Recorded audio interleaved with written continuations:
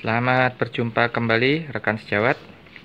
Kali ini saya akan menampilkan video bagaimana kita mengerjakan sebuah interior ataupun eksterior berupa rak ya, yang simple, yang dapat dikerjakan sendiri atau DIY project dengan alat-alat yang juga ada pada umumnya di rumah tangga.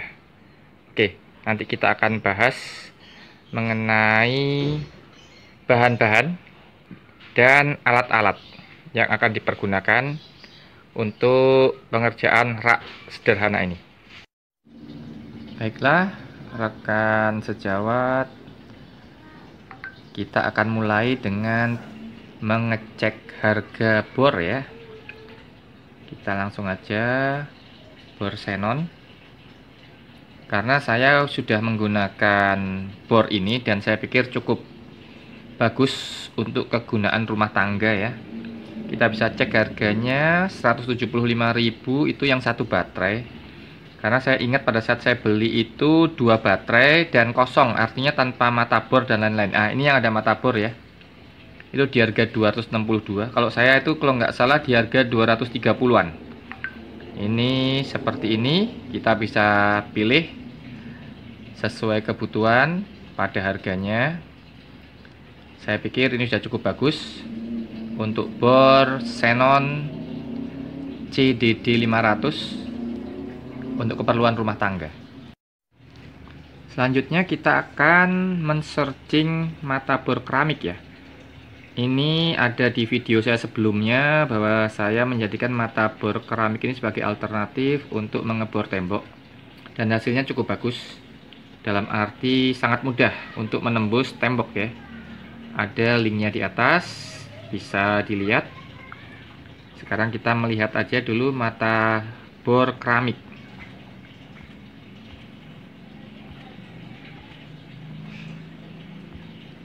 Ya, seperti ini. Tapi punya saya itu di harga 40 ribuan ya. Ini kita akan cari alternatif mata bor keramik yang murah. Mungkin harus saya tambah di sini deh. Mata bor keramik set. Oke.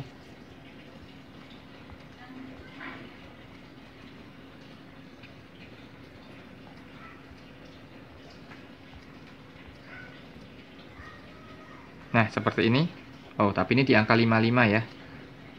Saya kemarin dapatnya itu dengan tipe seperti itu di angka 40. Nah, mungkin ini 40 ribuan.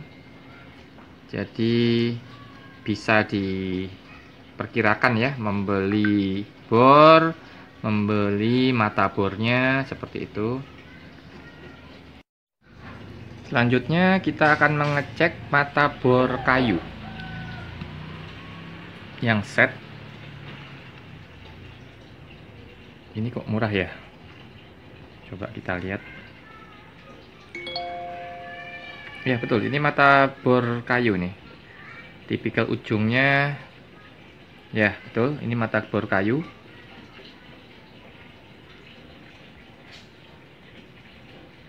Ya, harganya hanya 13.000 ya. Cukup murah ini. Ya, itu beberapa keperluan yang kita butuhkan untuk pekerjaan yang akan kita lakukan pada konten video saya kali ini ya. Lalu coba kita siapkan komponen utama ini, papan palet jati Belanda ya. Itu harganya juga tidak mahal, cukup banyak di pasaran.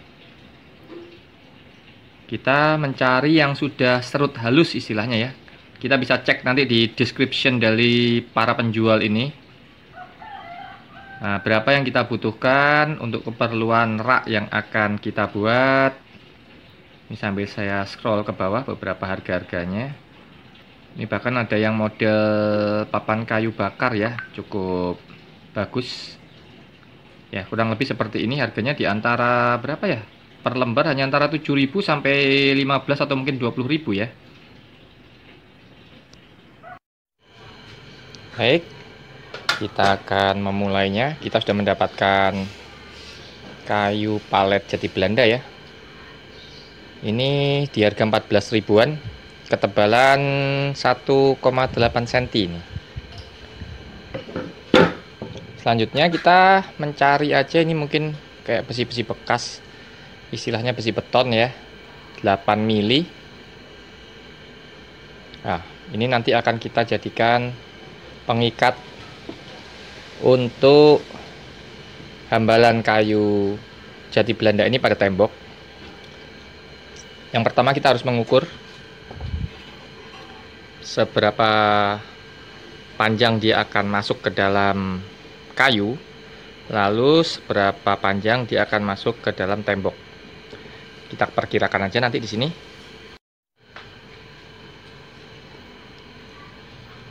Kita akan coba ukur ya.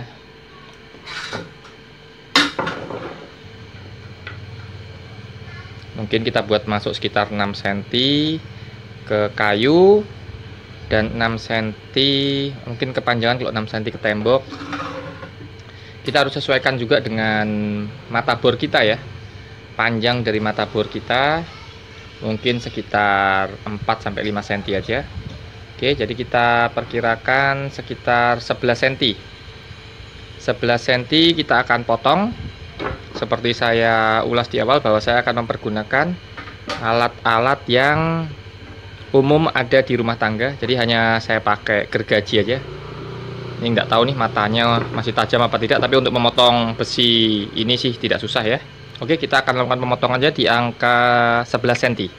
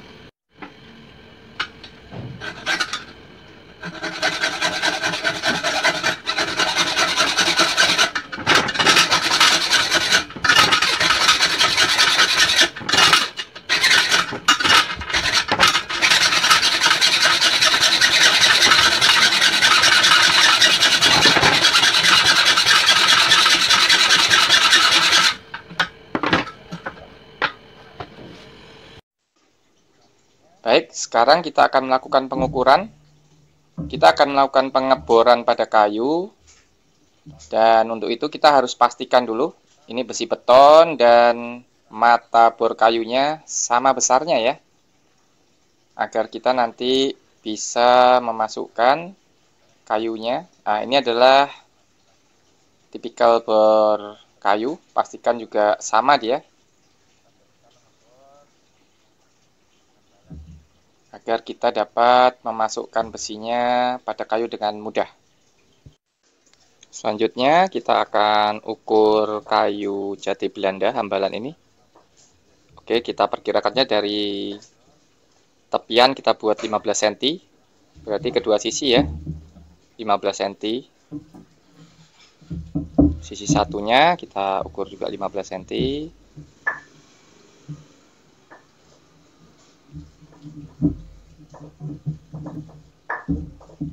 Nah, untuk bagian yang akan kita bor, kita perkirakan aja, ambil posisi tengah ya. Kita ambil posisi tengah dari ketebalan kayu hambalan ini.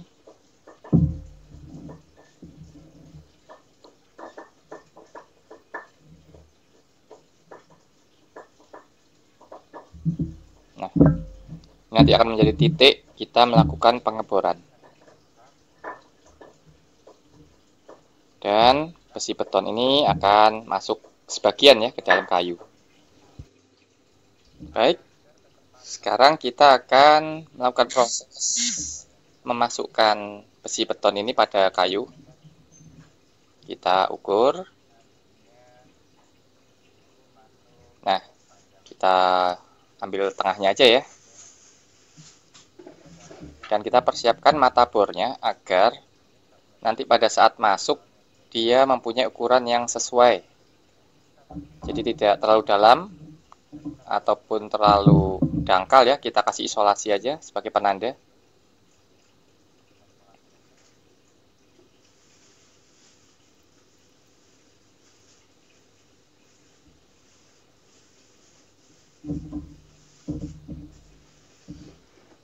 Oke, kita ukur sekali lagi.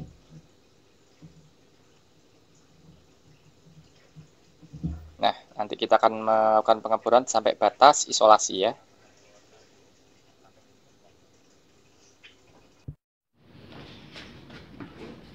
Kita sudah persiapkan.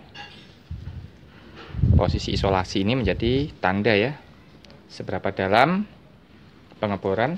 Oke, kita akan, seperti kita tahu, kita memakai mata bor kayu, sehingga ujung yang tajam ini bisa kita tempatkan pada titik yang kita tandai ya.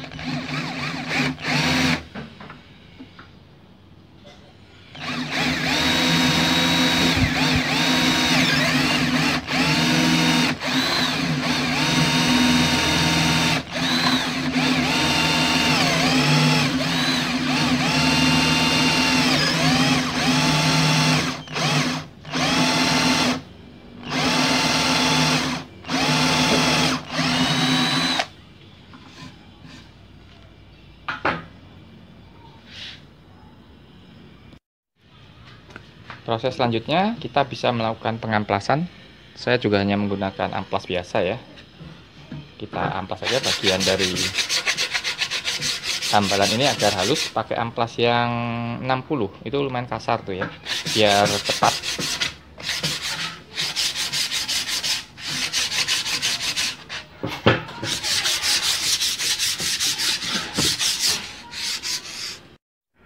Selanjutnya, setelah kita merasa papan jati Belanda ini cukup halus, kita bisa memulai proses selanjutnya. Setelah di sini ada lem, apa ini, orang-orang menyebutnya lem Korea atau apa ya, karena tulisannya entah Jepang entah Korea ini. Ini cukup murah, cuma 5.000 ya. Oke, kita sebut aja lem Korea. Kita akan memasangkan ini pada bagian kayu yang sudah terbor ya. Nah, tetap saja kita membutuhkan perekat istilahnya ya. Kita hanya akan menggunakan tisu, karena tisu pun adalah bahan dasarnya kayu. Jadi mungkin senyawanya akan sama apabila nanti bereaksi dengan lem ini. Lem ini sangat keras ya. Jadi ketika nanti dia saya tumpahkan ke tisu, tisu ini akan mengeras. Jadi lem ini murah tapi efisien sekali untuk sebuah pengeleman instan. Jadi nanti kita akan, sorry ini seratnya berbeda. Oke, kita akan balutkan saja bagian ini pada besi. Jangan terlalu tebal ya, karena memang posisinya udah presisi. Nanti akan kita masukkan, tapi untuk pengelemannya kita memasukkan lem ini terlebih dahulu ke dalam. Ini masih seal ya, tersilen ya, tersegel. Nanti kita potong, kita teteskan, lalu kita masukkan bagian ini ke dalam. Dan ini proses sangat cepat, karena saya ngomong instan, karena itu kita harus mempersiapkan semuanya. Kita pastikan gulungan tisu ini udah benar-benar rapat, lalu kita akan meneteskan lem itu ke dalam dan kita akan memasukkan.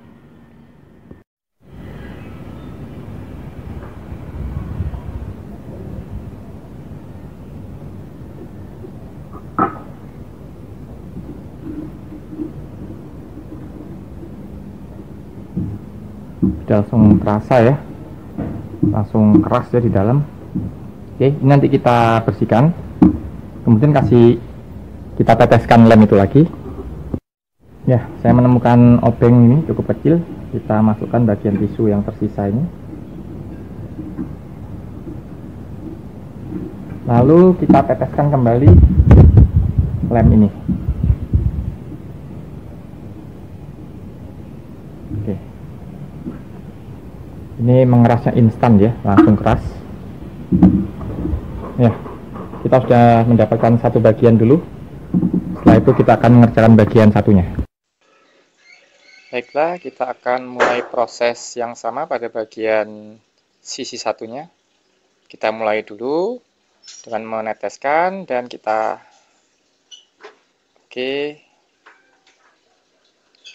bagian tisu yang tersisa bisa kita masukkan ke dalam, lalu kita nanti akan berikan kembali lem ya, lem cair Korea itu.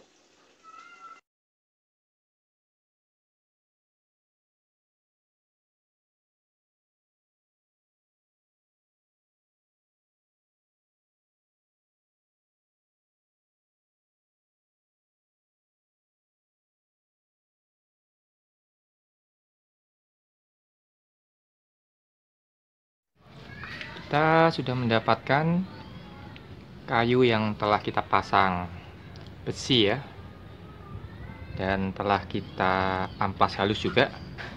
Ini prosesnya sudah tinggal sebentar lagi. Kita tinggal memberi warna, bisa cat, bisa pelitur, dan kita tinggal melakukan proses pemasangan pada dinding. Ini adalah hasil dari finishing yang saya lakukan. Sederhana saja, saya hanya menggunakan pelitur ringan tipis saja. Ini apabila kita melihat di bagian sini ya, ini adalah sebetulnya lem tetes Korea tadi ya. Ini saya mungkin kelewatan, akhirnya dia menetes sampai sini, menyebabkan pori-pori tertutup sehingga pelitur ini tidak bisa meresap. Jadi mungkin untuk rekan-rekan bisa memperhatikan nih, ini kalau mau ditutup cukup lama, harus di pelitur berkali-kali ya agar tertutup tuh warnanya. Jadi seperti ini hasilnya. Kita tinggal melakukan proses pemasangan. Kita akan menuju pemasangan ke tembok. Ini bila kita melihat di depan ada sebuah gelas ya, ini karena saya memposisikan sebagai orang rumah tangga yang mungkin alatnya tidak lengkap. Ini akan menjadi ganti dari water pass ya. Jadi nanti kita akan membuat bagaimana posisi papan ini dengan melihat garis air berbanding pada bibir gelas. Dia harus sejajar, itu artinya dia sudah pada posisi yang rata. Oke, kita coba aja ya. Mungkin harus 2 orang untuk melakukan ini, satu memegang, satu menandai ya.